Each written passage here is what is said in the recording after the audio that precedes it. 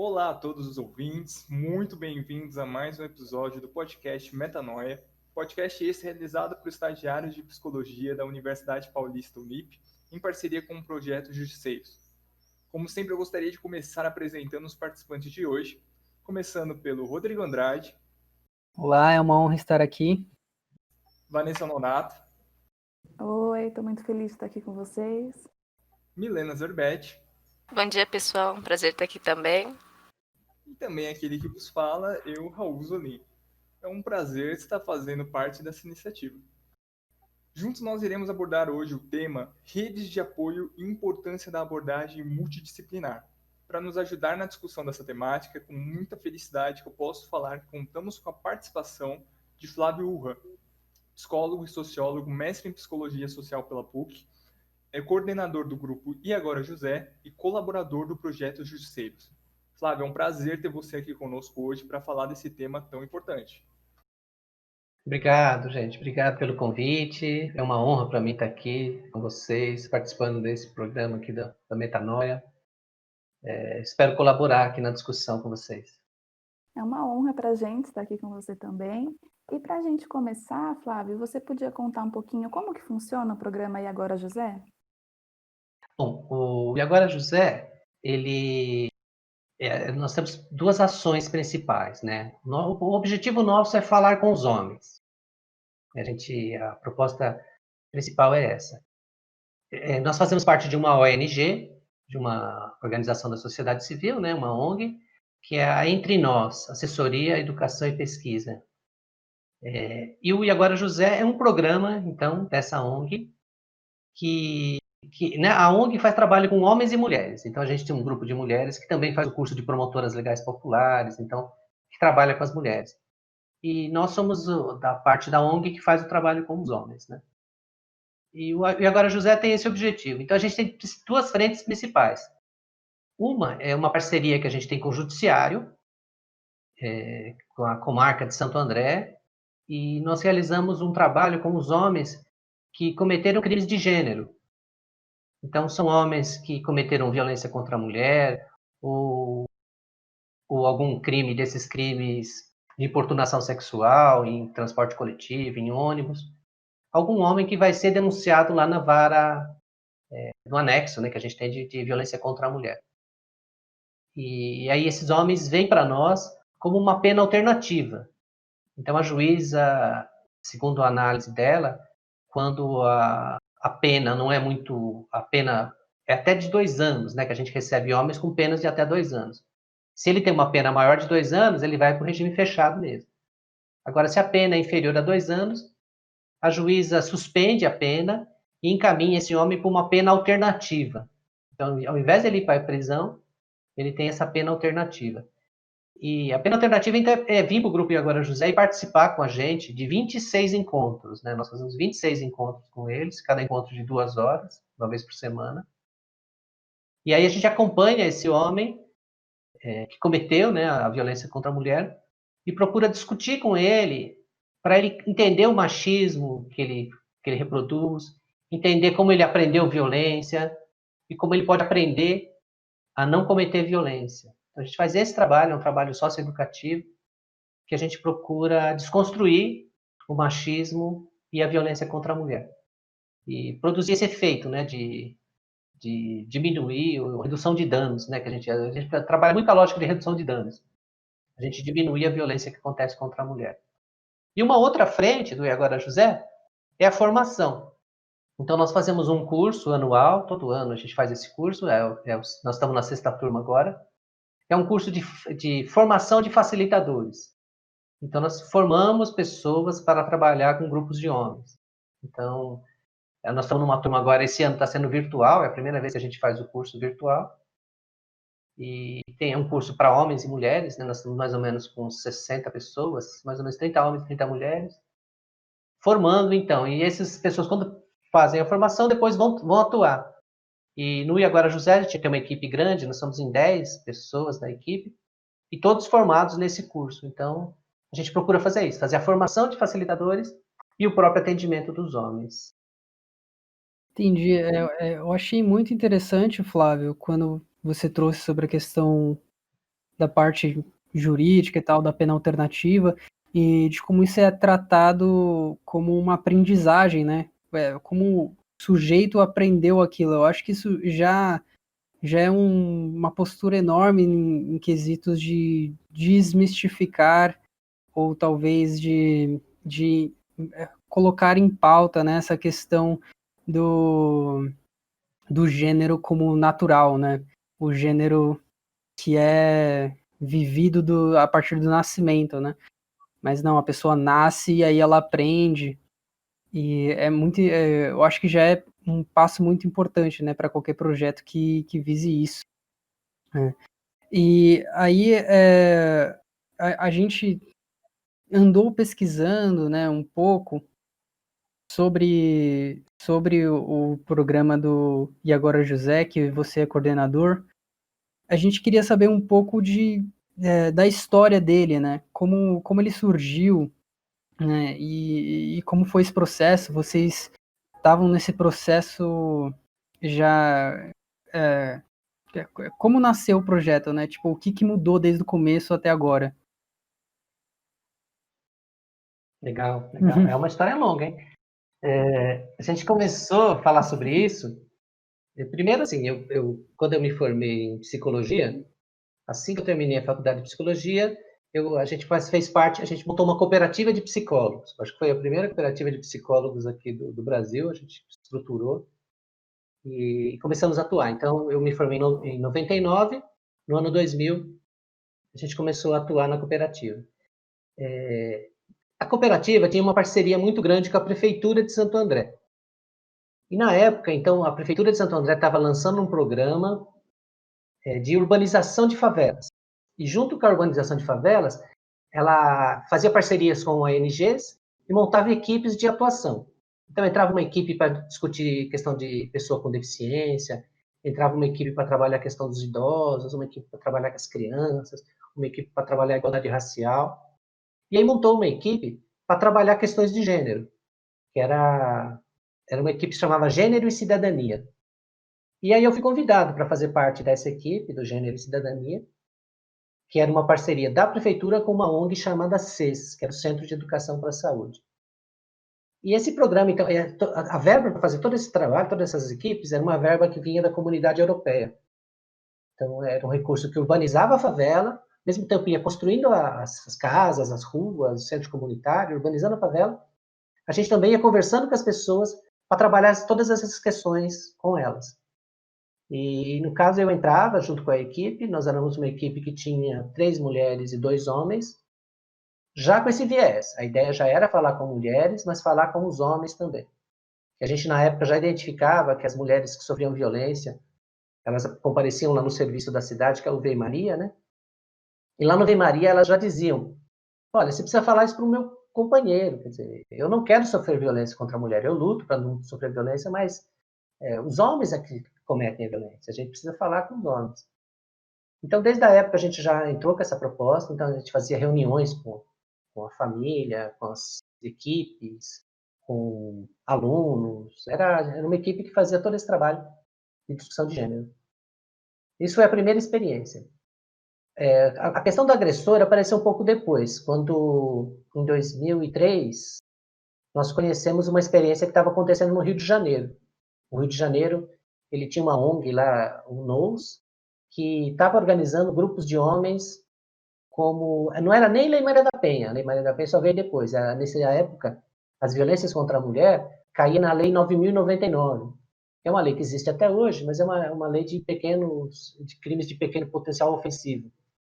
Inclusive, assim, se nós homens, um de nós sofre violência, é essa lei que a gente vai usar, no caso, quando um homem sofre violência. Na época, a lei considerava as mulheres nesse momento ainda.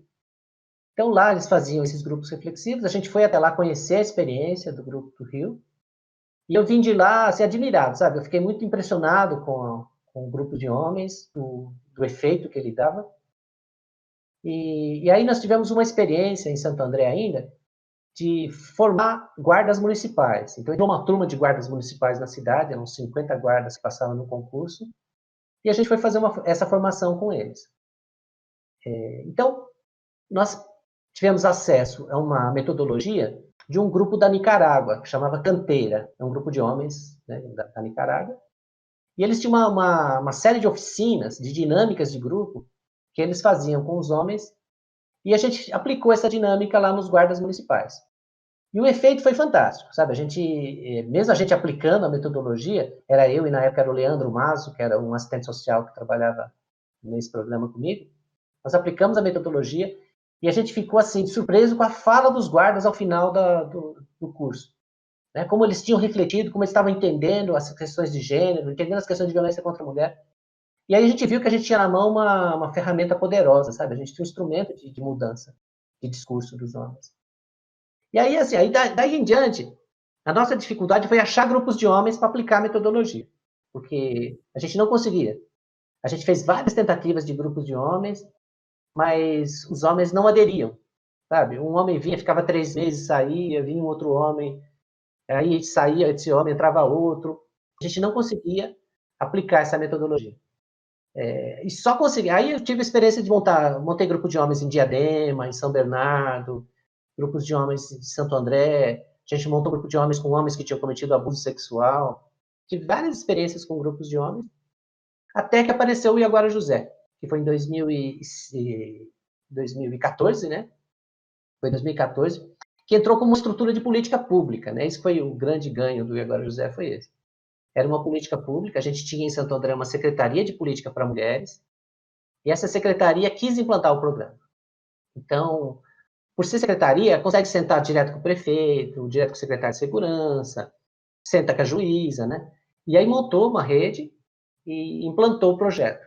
Então, envolvendo o Tribunal de Justiça, né, o Judiciário, envolvendo a Central de Penas Alternativas, que é um órgão do Estado, né, que cuida das penitenciárias, e a Prefeitura de Santo André. Na época, eu fui convidado para fazer parte do programa, então o programa estava nessa discussão, e eu vim para implantar o programa junto com um amigo nosso, Paulo Cagliari, que é um psicólogo que trabalhava em Santo André. Ele faleceu, Paulo, faz uns 2 anos, mas a gente implantou junto lá o programa. Implantamos o programa lá nessa época. E aí, depois teve uma mudança, né? Que aí, em 2016, quando teve mudança do prefeito, a gestão da cidade mudou, o prefeito que entrou não quis continuar, ele fechou a Secretaria de Política para Mulheres, e aí não quis continuar com o programa, e aí a gente passou para a ONG, aí que entra a ONG na história. Então, aí a ONG passou a administrar, a prefeitura não quis mais, o grupo de homens que quiseram continuar, nós falamos, não, vamos continuar mesmo sem recursos, sem prefeitura, e a gente continuou fazendo o grupo de homens de forma autônoma, e aí, futuramente, depois a gente conseguiu uma parceria com a juíza liberar para nós penas pecuniárias. Então, ela começou a depositar como doação para a ONG penas pecuniárias, que são penas, assim, de outros crimes, né? Não crime da Lei Maria da Penha, mas outros crimes que permitem a pessoa pagar um valor de dinheiro pelo crime que ela cometeu. Sempre um crime de trânsito. Aquilo é quando o cara falar, posso pagar a indenização, né? E aí sai, não acontece nada. Isso. Tá. E aí ela reverte o dinheiro para a nossa ONG, e com essa verba a gente mantém o programa desde então, né? A gente já está 6 anos com o programa. Que incrível. Nossa, e ter virado uma política pública é um ganho muito grande, né, Flávio? Nesses 2 últimos anos, a pesquisa do meu grupo de TCC era a violência doméstica contra o homem, procedimentos clínicos em psicologia. Foi um tema muito difícil, porque, como você disse, às vezes o homem ele é visto somente como agressor. Quando fala que passa por alguma situação de violência, às vezes não é legitimizado o que ele traz, ainda mais no meio social, né? Para essa pesquisa, a gente entrou em contato com 10 psicólogas e os casos que elas atenderam foram pouquíssimos, mas dizia só em relações homossexuais, ou então quando a esposa, a parceira, tinha algum diagnóstico mental, algum transtorno. E, fora isso, que os homens falavam, não era muito valorizado nesse quesito de violência. Até nas delegacias, quando eles levam, parece que não existe um acolhimento, né? Que não acreditam muito nessa fala. Você acha importante que tenha programas também voltados para esse público que está passando por uma situação de violência? Tem uma coisa assim, Vanessa, que eu acho que assim, à medida que eu fui trabalhando com isso, acabou eu me envolvendo também em querer estudar mais, para ter teorias para poder fazer esse trabalho, né? Então, depois eu fui procurar um mestrado, eu fui procurar estudar sobre isso.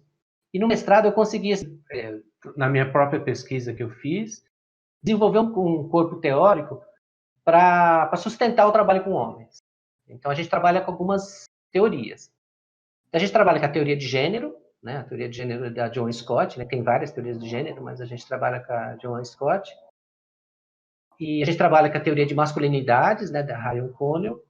E trabalha com a teoria de ideologia do Thompson, John Thompson, né? Então, essas três teorias é que dão sustentação. Porque o que a gente trabalha? A gente trabalha que o machismo, né, o patriarcado, é uma ideologia. E ela é uma ideologia porque ela mantém uma relação de dominação. Então, até acho que muito interessante nessa proposta do Thompson, porque ele sempre coloca isso. Uma coisa não é ideológica em si mesma, mas ela é ideológica se naquele momento estiver servindo para manter uma relação de dominação. Então, esse conceito é chave para nós. Então, por exemplo, uma piada pode não ser ideológica, mas se é uma piada, de repente, que coloca a mulher numa situação de inferioridade, que coloca um homem negro numa situação de inferioridade, que coloca um homem gay, então, aí está servindo para manter uma relação de dominação. E o contrário também é verdade, que se de repente faz uma piada ironizando o homem branco, aí é uma piada de resistência à dominação. Né? Quando sai uma piada de um gay contra um homem heterossexual, é um movimento de resistência à dominação. Então, é legal ter essa definição, porque quando a gente trabalha com violência contra a mulher, os homens trazem muito para nós isso, que eles também sofreram violência. Só que aí que a gente pensa, bom, essa violência que os homens sofrem é uma violência que está mantendo uma relação de dominação ou é uma violência que está resistindo a uma dominação? E a gente compreende que quando uma mulher bate num homem, ela está resistindo à opressão. Não está na mesma balança, sabe? A gente não coloca na mesma balança. Porque um homem, uma palavra, um gesto, um grito que ele dá, mantém uma relação de dominação com o patriarcado. Ele está sustentando todos os homens dominadores naquele gesto dele. A mulher não. A mulher, se ela bate num homem, ela pode estar rompendo um exercício de dominação social. E a mesma coisa um jovem negro, né? Quando a gente pensa num menino negro na periferia que está lutando contra um policial lá, está resistindo à dominação. Né? Um homem gay, quando um homem trans, né? Quando está resistindo, estão resistindo à dominação. Então, para a gente dar esse olhar, para a gente tentar assim, não olhar da mesma forma. No programa Agora José, a gente tem um lado, né? Não é neutro. Nosso trabalho lá não é neutro. Não é um trabalho de psicólogo, porque às vezes quando a gente está na clínica, a gente é bem neutro, né? Ali não. Ali a gente está no enfrentamento à violência contra a mulher. Toda a discussão é nesse sentido, né? Tem uma posição ético-política, né, bem estabelecida. Sim, isso, claro. Mas é interessante pensar, né, que não existe essa manutenção de uma cultura, né, quando a violência parte de um gênero ou quando a violência parte de outro, né? É um outro campo de visão, né? Mas eu acho que é bem legal também como isso acabou se unindo aos justiceiros, né? Como os justiceiros aparecem nesse panorama, desculpa. Sim. Então, os justiceiros, ele vem, eu acho que principalmente com o efeito da pandemia, né? Eu acho que do isolamento social. E ele é totalmente espelhado no Justiceiras, que é esse programa organizado pela promotora Gabriela Mansur, que tem esse objetivo de existir um grupo de mulheres voluntárias que possam atender os homens, atender as mulheres que estão por uma situação de violência. Então, a mulher, quando estiver nessa situação, ela tem um telefone, né, um número de telefone, que ela manda um zap ou liga, e lá ela é atendida e encaminhada para alguma voluntária, e tem voluntárias no Brasil inteiro, né? Tem pessoas que atendem, e cada voluntária tem um grupo de voluntárias que se juntam com uma supervisão, uma coordenadora de grupos, e aí procuram dar respostas, né? Que as pessoas voluntárias atendem a mulher, depois procuram qual seria o encaminhamento, e aí respondem a mulher esse encaminhamento. E os justiceiros vêm nessa lógica, a ideia de ouvir os homens, né? Porque, como a gente sabe, os homens têm, vocês mesmos comentaram aqui, a gente tem pouco lugar para procurar ajuda, né? Os homens são discriminados, né? Quando ele vai buscar ajuda na delegacia, ele é discriminado, ele vai na unidade de saúde, porque o homem é como se ele fosse só um ser do trabalho, um homem para trabalhar, né? Como se fosse uma máquina que tem que trabalhar. Então, ele não é visto como um sujeito que sofre, que tem sentimentos, né? Ele é visto como uma máquina, assim, né? Sim, sim, eu acho que é interessante também você ter até trazido aqui para essa discussão a questão da pandemia. Porque, de fato, se nós já temos essa nossa sociedade, este nosso meio em que não existe muita, assim, quase nenhuma iniciativa ou até políticas públicas para trabalhar essa temática que é tão institucionalizada, que está tão fundo ali numa estrutura básica da nossa sociedade. E se mesmo sem a pandemia, se mesmo antes, quando a gente ainda sabia o que era normalidade e tal, já era complicado encontrar ajuda, encontrar apoio, encontrar uma rede que suportasse ele, principalmente num formato de política pública. Então, agora, com essa pandemia, nós estamos vendo até uma dificuldade sendo elevada em conseguir encontrar essas Eu acho que questões, encontrar isso Sim, corta, um sim. né, auxílio, né? várias temáticas, né, porque isso até levanta aí a questão do socioeconômico, né, porque agora o contato nessa pandemia, ele depende muito de recursos, né, que, assim, o distanciamento te obriga a usar recursos tecnológicos, tudo mais, e eles só estão no acesso aí a certa camada da população, né, certa classe. Então, esse problema aí também é outra coisa que tem um impacto muito grande agora, né, Flávio? Sim, sim. Então, é essa realidade que a gente foi jogado, né? Que era uma coisa que a gente não esperava. Mesmo que nem eu sempre fui muito crítico às questões à distância. Eu era muito crítico a ensino à distância, muito crítico a reuniões à distância.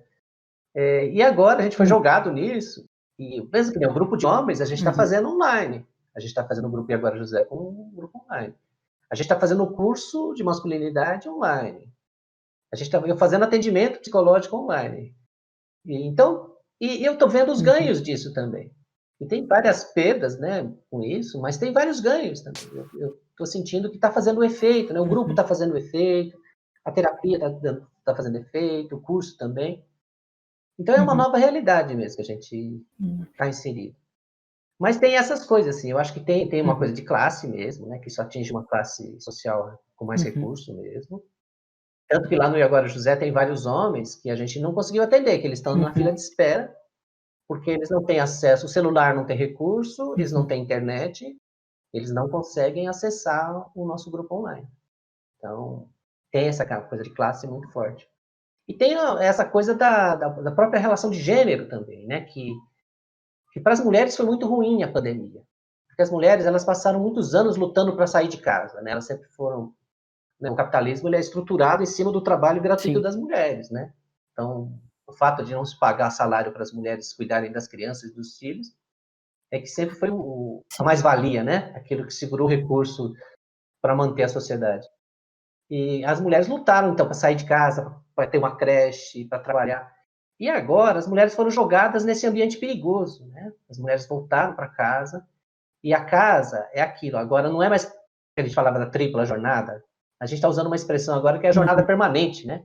As mulheres estão numa jornada permanente. Elas acordam e dormem cuidando dos filhos, cuidando da criança, pensando no que tem na geladeira, se tem que comprar roupa, se tem que cortar a unha das crianças, se o marido vai ter roupa, e horário. Então, a mulher está num trabalho permanente e nesse ambiente perigoso, né? Porque a casa é o lugar mais perigoso, estatisticamente, é o lugar mais perigoso para as mulheres. É o lugar onde as mulheres morrem, né? Onde as mulheres sofrem violência, onde as crianças mais sofrem violência e abuso também. A casa é esse lugar perigoso. E o homem, por outro lado, ele é criado para ficar fora. Ele é criado para estar na rua, para ter um emprego, para trabalhar, para sair de casa, né? Que até tem ditados, né? Que o homem só se vê se tem um trabalho. E isso jogou os homens em casa também. E a casa é um lugar estranho para muitos homens, né? Muitos homens não sabem da casa, não conhecem onde estão as coisas da casa, não sentem que a casa é dele. Então está dentro dessa mistura de papéis que está produzindo, né? Acho que está todo mundo muito ansioso, está todo mundo muito deprimido, né? Está dando muito sofrimento mental, né? As pessoas voltarem para casa, viverem em casa. São vários sintomas, né, que a gente já estão sendo manifestados de diversas formas, inclusive nesse aumento do índice da agressão, da violência doméstica, que a gente viu que cresceu de uma forma gigantesca durante esse tempo que a gente está todo mundo em casa. E, Flávio, voltando um pouquinho em questão do programa e tudo mais, você pode explicar para quem está ouvindo a gente o que é uma rede de apoio? E qual é a importância de uma rede de apoio?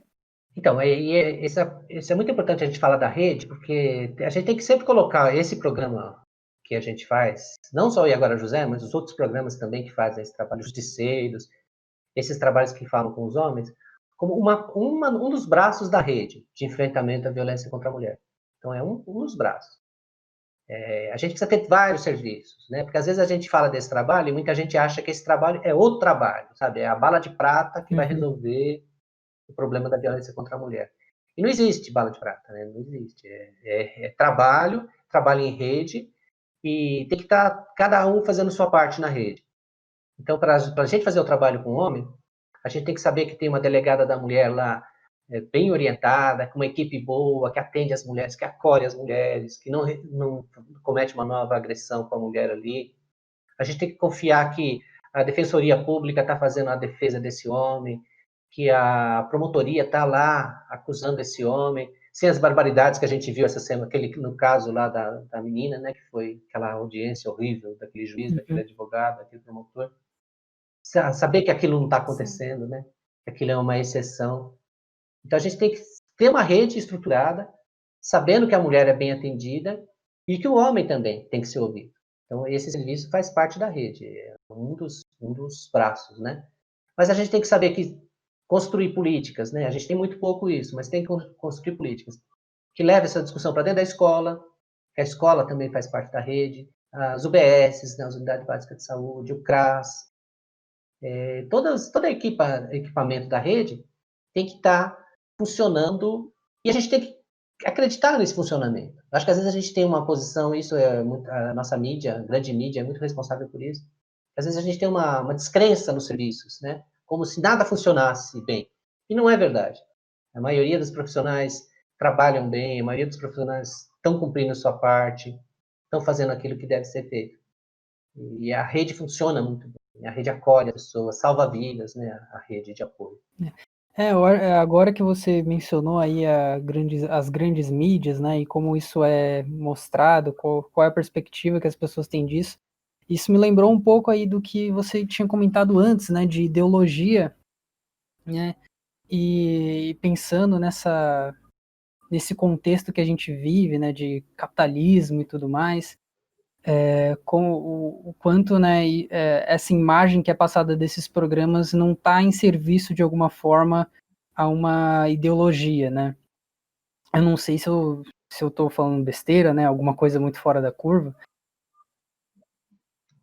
Não, é isso mesmo. Isso mesmo. Inclusive o livro do Thompson, né, do John Thompson, que é um livro que ele tem uma teoria do uso dos meios de comunicação de massa, ideologia e os meios de comunicação de massa. Então, ele trabalha justamente com isso, como que essas grandes mídias estão servindo, né? Elas estão cumprindo um papel de classe aí, elas estão orientadas com uma relação de dominação de uma classe sobre a outra. Né?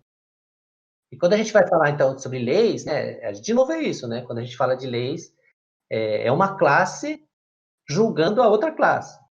É uma classe que se forma como advogados, juízes, promotores, é uma classe social dessas pessoas. Estudaram na mesma faculdade, né? A gente vê vários ministros aí do judiciário que né, estudaram juntos. E a outra classe não, né? A outra classe é só julgada, né?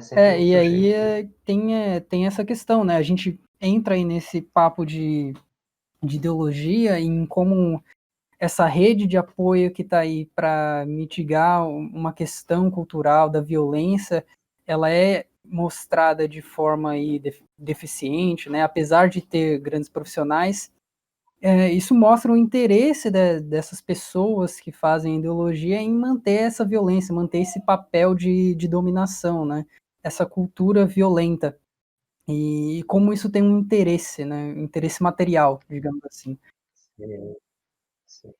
Sim. Mesmo que a gente fosse falar que nosso trabalho é um trabalho de pena alternativa, porque a gente não acredita na prisão, no aprisionamento, né? A gente acha que o aprisionamento é uma coisa que não faz o menor sentido, só faz esse sentido que você está falando.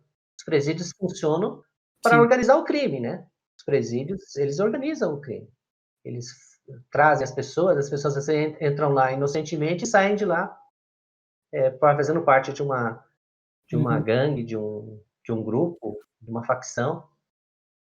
E os presídios dão lucro, né? Os presídios dão lucro. Lá dentro do presídio a gente sabe que vende celular, se vende droga, se vende mulheres, né? Então, os presídios dão lucro. Faz parte da organização do crime.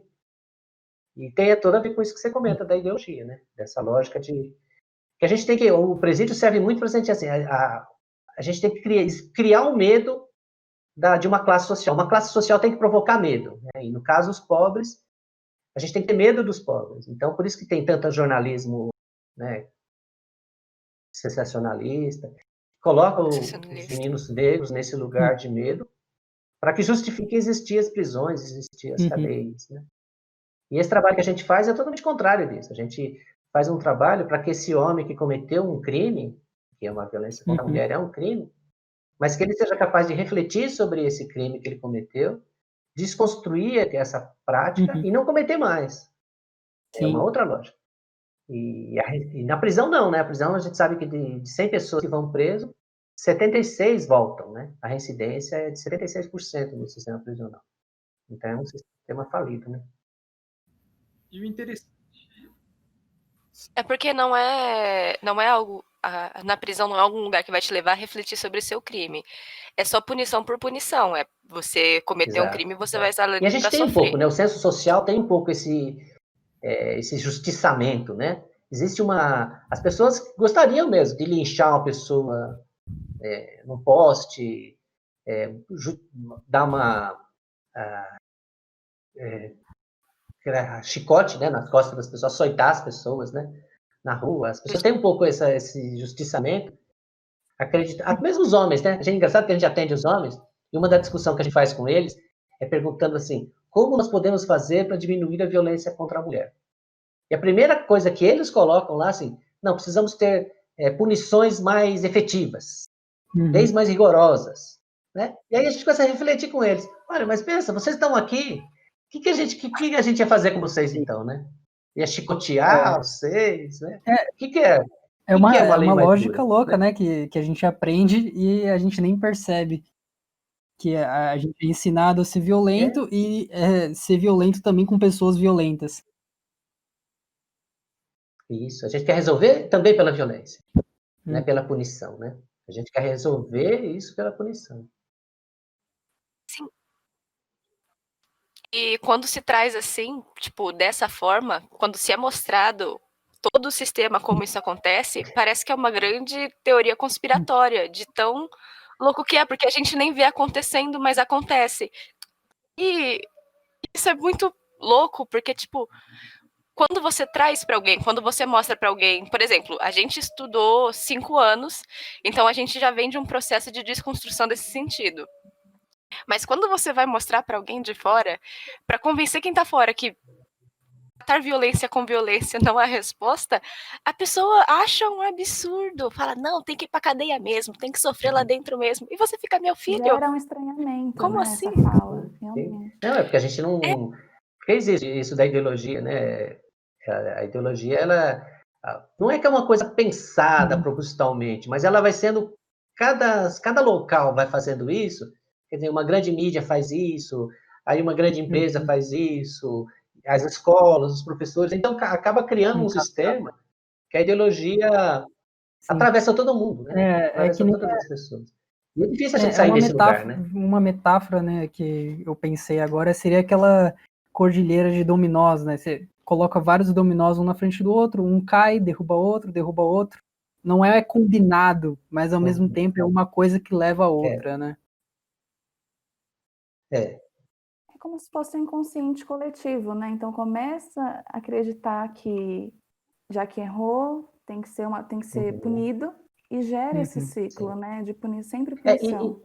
E o quanto que é importante esses trabalhos que geram a reflexão, porque é um corte no que está sendo, no que vem acontecendo, né? É uma proposta de intervenção. Sim.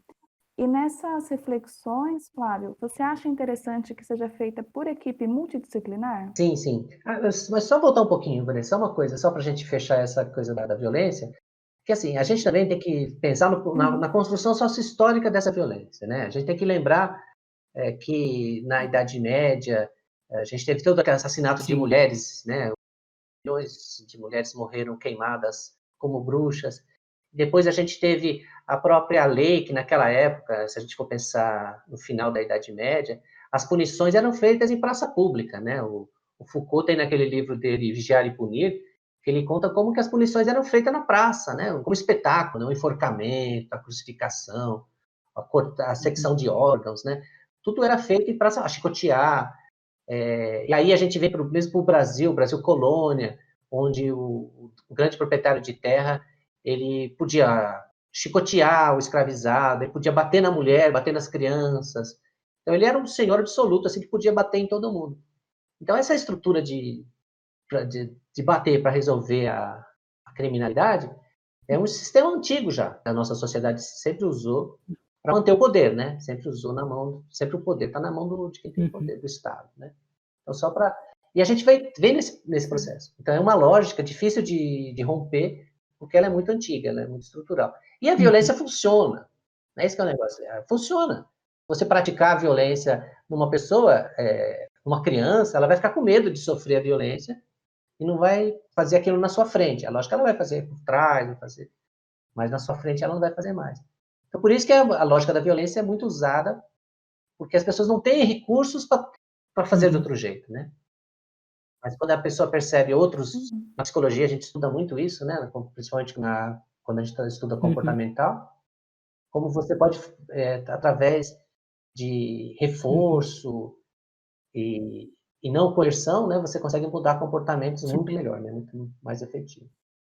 Mas aí chegando na equipe, o trabalho é fundamental, porque apesar de eu ser psicólogo e a gente ter na equipe mais 5 psicólogos na nossa equipe, os outros 5 não são psicólogos. Porque a gente acredita assim, que se fosse um trabalho só para ser feito com psicólogos, a gente poderia estar acreditando que os homens são agressivos por fatores psicológicos, emocionais, né? E não é verdade. O comportamento agressivo dos homens é aprendido. Ele é um comportamento social aprendido, dentro da construção sócio-histórica.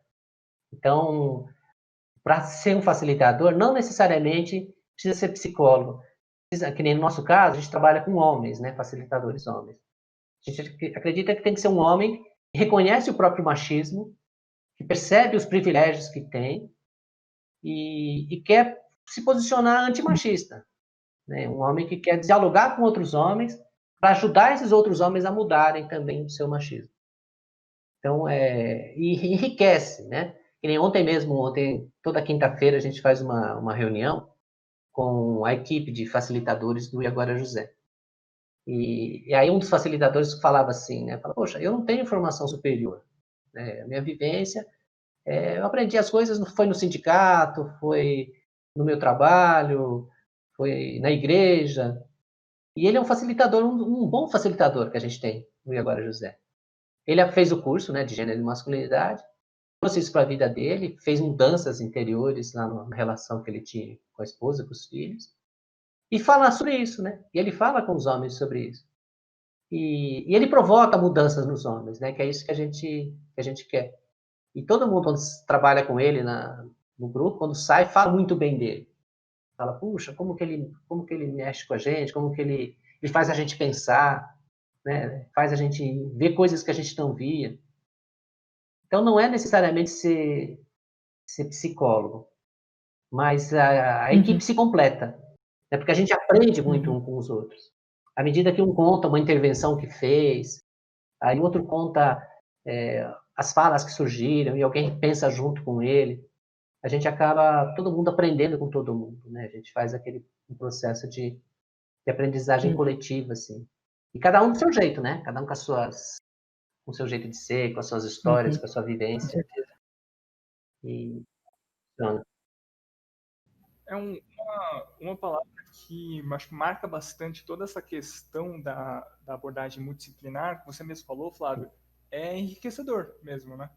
Porque quando você agrega diferentes visões para trabalharem juntos, para conseguir compreender aquela temática, conseguir compreender aquela questão, você agrega muito mais possibilidades de enfrentamento, de auxílio, de acolhimento. E é realmente uma Sim, sim. experiência E se enriquecedora. completam, né? Porque as áreas, a gente vive numa época de especialistas, né? A gente, quando faz psicologia, a gente vai se tornando um especialista naquilo. E as áreas têm vários especialistas. Então, as pessoas, às vezes, têm ferramentas para enxergar as coisas de ângulos diferentes, né? Então, quando você põe junto essas pessoas com suas várias visões, assim, você amplia, né? Você amplia. A pessoa vê coisas que o outro não via, né? Que uma área fica devendo. Sim, sim. Exato, e entra até uma questão até individual, né, pessoal, de você saber suas próprias limitações. Você entender que a sua visão sozinha, mesmo que quando apoiada em uma abordagem ou uma especialização, pode não conseguir compreender todas as questões, Flávio, características eu presentes fiquei no seu interessado um paciente. pouco na questão que você falou, porque eu acho que na sua última fala apareceu bastante papéis familiares, né? Mãe, filhos, tudo mais. Aí eu queria entender um pouco, né? Não entender, mas talvez ter uma visão mais clara de como é o papel da família, ou de quanto ela está presente, ou de quanto ela é distante nesses casos. Tá, você se refere muito ao caso do homem que praticou a Isso, o violência, ou homem que mais praticou a a... violência. Desculpa se eu não fui claro Tá. aí. Tá. Não, mas só para citar que tem assim, o que a gente coloca muito, é que nem nós facilitadores, nós homens, temos o exercício do machismo, até a gente não pensar sobre isso, que nem eu mesmo, até eu não ser inserido nessa discussão, eu tinha uma vida machista normal. Eu fui criado dentro do machismo na infância, na adolescência, no mundo adulto. Só depois que eu comecei a discutir essas coisas e perceber, no começo ainda de uma forma distante, né? Mas depois você vai, à medida que você vai estudando isso, você começa a querer coerência, né? Você começa a querer ter uma coerência entre aquilo que você fala e aquilo que você Sim. pratica. Então a gente começa a buscar isso, e eu vejo isso nos facilitadores também. Eu vejo que os facilitadores têm esse exercício de estar buscando ser uma pessoa melhor, ser um homem melhor. Porque o nosso modelo de masculinidade é muito ruim. E eu mesmo, eu sempre digo isso, que eu cresci minha vida achando que eu estava errado, porque eu não conseguia me encaixar nesse modelo de homem que existe. Eu não conseguia me encaixar, e para se encaixar nele, ou você tem que ser violento, ou você tem que ser muito sacana. Então, é só assim que você consegue se inserir nesse mundo masculino, né? E aí, depois, quando eu fui perceber essas coisas, eu fui ver que não era eu que estava errado, né? Eu falo que é esse modelo de homem, do que é esperado um homem ser, que está errado. As coisas que eu sentia enquanto pessoa eram melhores do que as coisas que o modelo colocava. E quando eu me encaixava no modelo, eu perdia essas coisas melhores, né? Eu era o pior de mim no momento que eu estava lá falando aquilo que é esperado de um homem falar. Então, esse movimento é muito forte para nós. E os homens que estão lá no grupo, mesmo no E Agora José, são homens comuns. A gente às vezes cria um imaginário de que vamos encontrar lá com os monstros, vamos encontrar lá com aquele bandido, e não é. Chega lá, a gente encontra homens do dia a dia, lá a gente já teve advogados, a gente já tem um professor de universidade, a gente tem um jogador de futebol, policial militar, policial da Guarda Civil, pedreiros, empresários, pessoas do dia a dia que estão lá com a gente. E que não se veem também dessa forma. Às vezes é engraçado que quando chega um homem novo lá, às vezes ele fala isso, que ele pensou que ele ia chegar lá e encontrar com um bando de marginais, né? Os homens que batem nas mulheres. E quando ele chega lá, e ele não se vê desse jeito. E aí quando ele chega lá, ele olha, e a gente também olha e vê homens comuns. Homens do dia a dia. E qualquer um de nós pode praticar uma violência contra a mulher. E a maioria de nós já praticou violência contra a mulher. Muitas vezes a gente não sabe disso, mas praticou. Ou pratica, né? Porque a gente também não consegue sair desse lugar de ser homem. Porque nós somos homens e ponto, né? A sociedade é machista e dá privilégios para nós, dá poder para nós. Mesmo que a gente não queira exercer, a gente ocupa um lugar de poder, né? Um lugar de privilégio, né? Então, e a gente precisa reconhecer esse lugar. E quando a gente trabalha lá com os homens, a gente procura fazer um pouco esse movimento para ele perceber, assim, eu lembro de um homem que uma vez, quando ele terminou o processo dele, ele falava assim para nós, né? Olha, quando eu entrei aqui, eu achava que era mentira aquele BO que a minha companheira tinha feito. Ela tinha colocado coisas naquele BO ali que eu não tinha feito. Mas fazendo o trabalho aqui com vocês, eu percebi quantas outras coisas eu tinha feito que não estava naquele BO. Porque o BO é sempre uma fotografia, né? O BO é uma fotografia daquele momento. E às vezes a mulher, quantas violências uma mulher não sofre até ela decidir fazer um BO? Ou até ela decidir terminar um relacionamento, né? Então a violência sempre começa pequena, em gestos, em palavras, e depois ela vai se materializando em coisas mais fortes, né? E aí, à medida que esse homem lá vai discutindo, ele vai se desconstruindo, ele vai melhorando enquanto família. Ele vai se tornando um pai melhor, um pai mais afetivo, ele vai se tornando um companheiro melhor, fazendo divisão de tarefas, respeitando a vontade da mulher, os desejos da mulher. Ele passa a ser um sujeito mais humano, né? Isso que a gente fala. A gente, na verdade, esse trabalho que a gente faz com os homens, a gente humaniza. Porque o processo de construir o masculino, construir o homem, a gente desumaniza os homens no processo. E esse processo que a gente faz é de humanizar, de trazer eles de volta para o humano, aproximar eles do feminino, né? Do feminino que a gente tem dentro da gente, cada um, e se tornar uma pessoa melhor do que era. Entendi. É muito legal que esse processo de reaproximação, né? É bom ver que não é um impeditivo, né? Porque, como você disse, o homem aprendeu aquilo, né? Isso pode ser desaprendido, né? Ou aprendido de uma outra forma. E isso reconecta você com os seus entes queridos, porque é aquilo, né, que você escreveu, né? Você tem que ser muito desumano para se encaixar bem, não desumano, mas você tem que estar muito fora do que é sentir, do que é empatia para estar tranquilo nesse papel de masculinidade, né? E não é o caso muitas vezes. E é legal ter essa reaprendizagem, digamos assim, né? De você entrar em contato com seus sentimentos e poder expressar eles de uma forma saudável, né? Com quem você ama, com as pessoas que estão ali no seu entorno, né?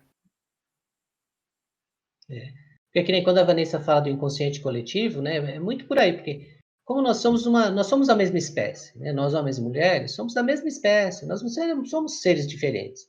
A gente se completa.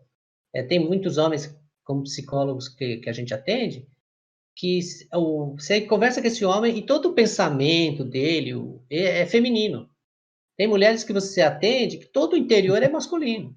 Então não tem a ver masculino e feminino com ter um pênis ou ter um clitóris, né? Não tem a ver. A gente é um ser grande. Só que quando o ser humano, aqueles que têm pênis, só aprendem a fazer coisas que os homens devem fazer, só aquilo que é aceito como homem, e as mulheres só aquilo que é aceito como mulher, a gente se diminui, né? A gente fica um ser humano menor. A gente só pega uma parte da Uhum. nossa potencialidade. E a outra parte fica reprimida, né? Então, por isso que esse trabalho amplia, né? Sim,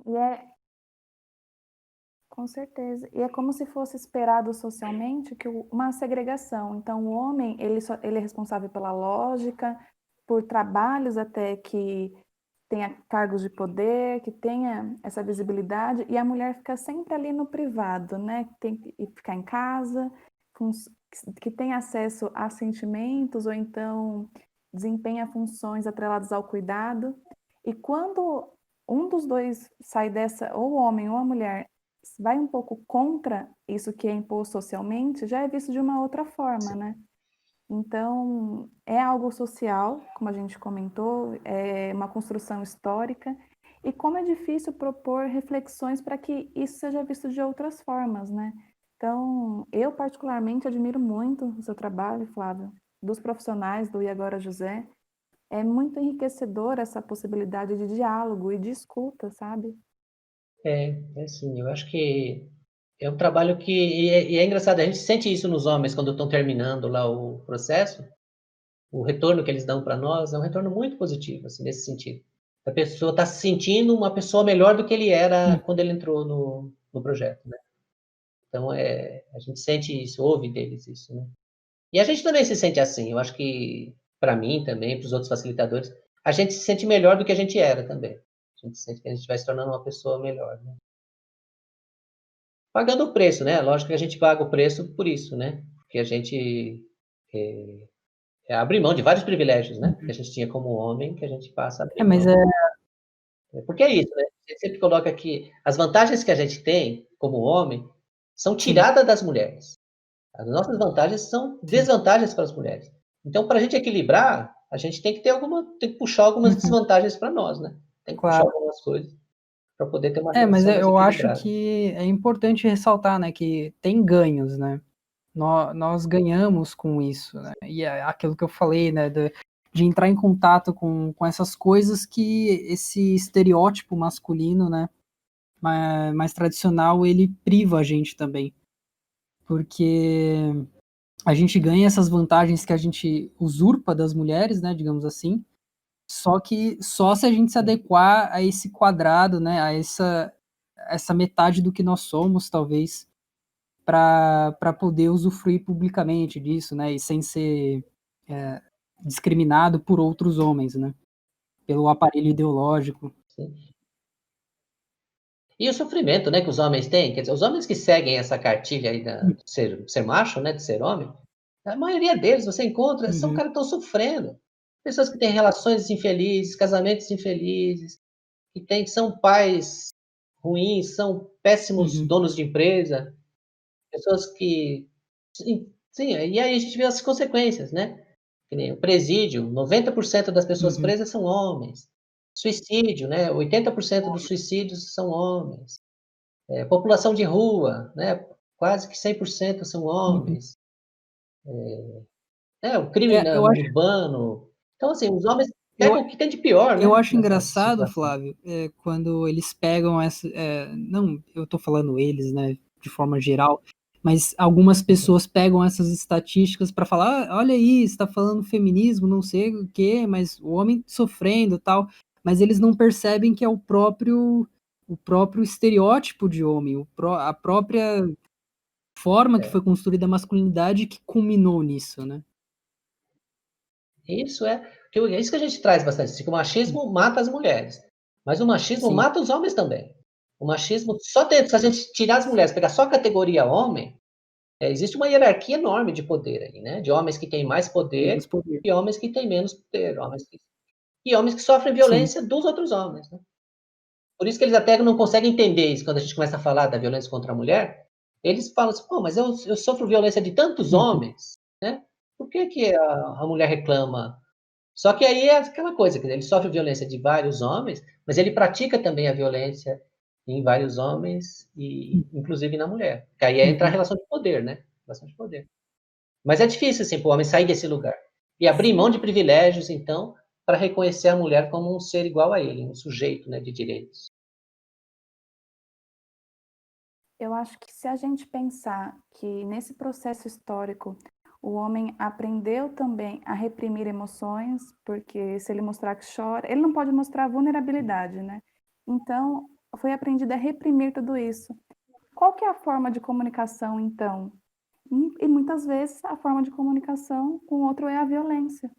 E até entender tudo isso é um processo gigantesco, né? Porque, como você falou, os relatos dos homens acontece de que não entendia que era uma violência o que ele estava fazendo. Porque às vezes a gente entende que a violência é só a agressão. Não se entende que tem violência psicológica, moral, várias outras esferas que Uhum. não é de fato também só a agressão, né? E ele não reconhece isso como violência, né? Para eles, às vezes eles falam para nós, a violência é aquilo que você vê lá na rua, né? Um batendo no outro, um dando tiro no outro. Isso para eles é violência. Agora, Uhum. você chamar a mulher de louca, você chamar a mulher de burra, isso para eles não é violência. Para eles, isso é relação cotidiana, isso é do dia Isso a é dia, normal, né? né? Eles Eu não acho conseguem enxergar, que é é o que normal. é jogado no saco da normalidade. Isso, é Isso. naturalizado, né? Como se fosse uma coisa comum você tratar as pessoas assim. E isso é muito interessante também. Porque às vezes a gente, outro dia, tinha uma pessoa falando assim que ela fez parte da escola do militar, né? E ela falava, mas nós lá, as mulheres na escola militar, a gente era muito bem tratada. A gente era tratada com muito respeito, a gente era tratada com muita honestidade. E aí a gente questionava isso, né? Não é que a gente queria que as mulheres fossem tratadas como os homens. Nós queríamos que os homens fossem tratados como as mulheres, né? Porque eu acho que a brutalidade que os homens sofrem dentro do exército, dentro da rua, né? Qualquer ambiente, é uma violência muito ruim. E por isso que a gente até defende, né? Quanto mais você tiver mulheres na aula de educação física misturado, no exército misturado, no jogo de futebol, no time de futebol você tem um time misto de homens e mulheres, você diminui a violência, né? Porque as pessoas, os homens não tratam, os homens tratam os outros homens com muita brutalidade, com muita ignorância. A gente vê isso nos trotes de faculdade, a gente vê isso no Senai, né? Eu lembro que o Senai tem uns trotes horríveis que se faz com os meninos. Isso lá os meninos de 10 anos de idade praticam Hum. essa violência entre eles. Então a gente precisa cuidar mais dos meninos para que eles sejam tratados com mais afeto, com mais respeito, né, na escola, essa coisa do bullying, o bullying é isso, né? O bullying é esse lugar de dominação, né, dos homens sobre os homens, né? Esse espaço de violência que a gente pratica quando é criança. Eu lembro que na minha escola, quando eu era criança, eu lembro que tinha uma turminha ali que era isso. Eles pegavam qualquer um na escola e batiam. Qualquer um, aleatório, assim, não tinha um motivo para estar batendo em alguém. Só escolhiam um e batiam. E aí, fala. E as brincadeiras entre os meninos, tipo, eu lembro no meu ensino médio, no meu ensino fundamental, que são agressivas, são brincadeiras de Exato. soco, de E assim, empurrar, e é de muito chute. interessante que sempre esse comportamento machista, ele é aprendido como se Uhum. fosse brincadeira. Então isso é muito cruel, porque às vezes você tá vendo uns meninos dar tapa na cabeça de um outro menino e todo mundo, não, é brincadeira, brincadeira. Estão jogando futebol e um chuta a canela do outro, é brincadeira. Abusa de uma menina, é brincadeira. Passou a Uhum. mão na menina, é brincadeira. Né, aqueles jogos sexuais que os meninos fazem entre eles, de campeonato de Uhum. masturbação, troca-troca, essas brincadeiras sexuais é como Uhum. se fosse brincadeira. E eu já vi, né, mesmo nos justiceiros, depoimentos. Olha, mais de um homem fez depoimento ali que foi abusado sexualmente naquelas brincadeiras.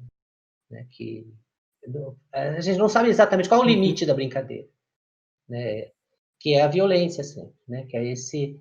E os homens falam isso como brincadeira. Então, essa maldade, né, essa perversidade que os homens criam entre eles, se transforma em brincadeira. E essas brincadeiras que não tem limite, né?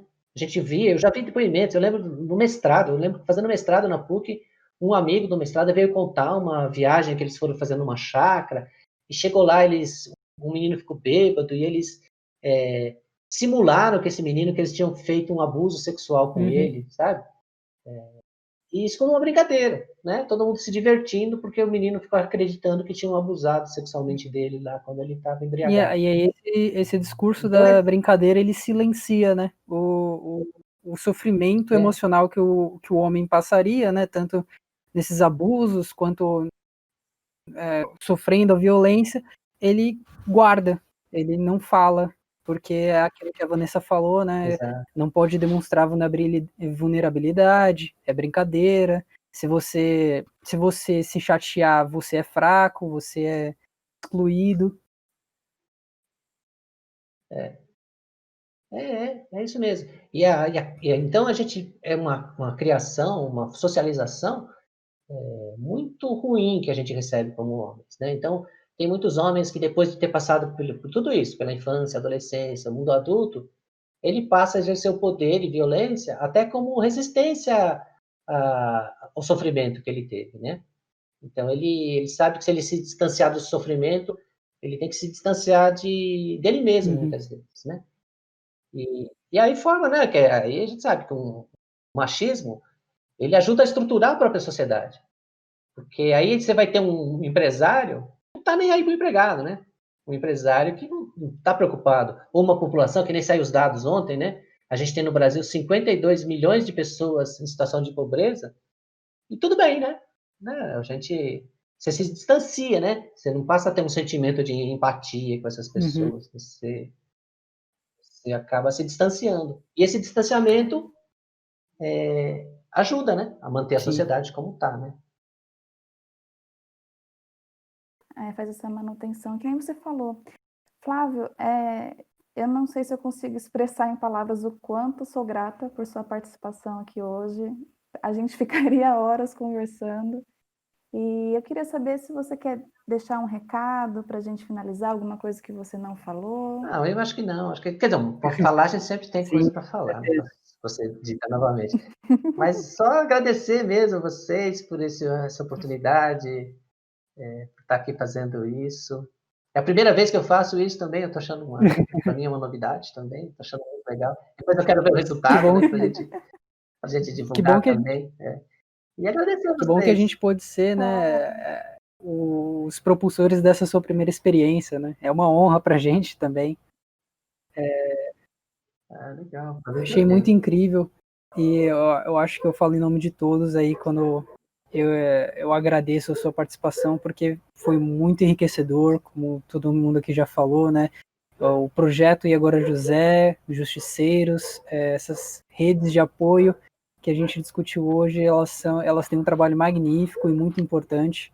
E aí a gente espera que elas continuem fazendo, que a gente continue fazendo avanços, né, nessas áreas, nessas redes, melhorando a visão que os homens têm que ter de masculinidade, né? Ver o quanto é importante olhar para esse assunto. Então é isso. Obrigado, Flávio. A gente vai terminar aqui o nosso episódio e até um outro momento, talvez, para uma outra conversa. Muito obrigado. Valeu, gente. Obrigado. A gente agradece. Obrigada. Obrigado a todos os ouvintes também, hein? Vocês curtiram mais um episódio de Metanoia e, como sempre, até a próxima.